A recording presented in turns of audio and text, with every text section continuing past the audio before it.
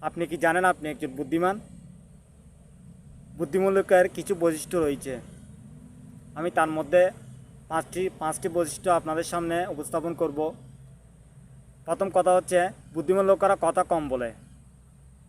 তারা অন্যের কথাগুলো মন দিয়ে শ্রবণ করে এবং আয়ত্তে আনতে চায়।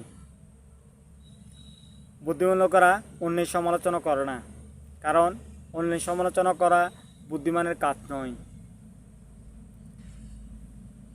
বুদ্ধিমান লোকেরা নিজের প্রতি আত্মবিশ্বাসী থাকে।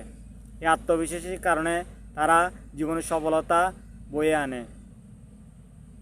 বুদ্ধিমান লোকেরা সবাইকে খুশি করতে পারে না, কারণ সবাইকে একসাথে খুশি করা সম্ভব নয়। বুদ্ধিমান লোকেরা অর্থ সময়ের দিকে নজর রাখে, কারণ অর্থ সময়ের দিকে কাজে লাগিয়েই একজন মানুষ, বুদ্ধিমান মানুষ জীবনে সফলতা অর্জন করে। সবাইকে আজকের মতো ধন্যবাদ।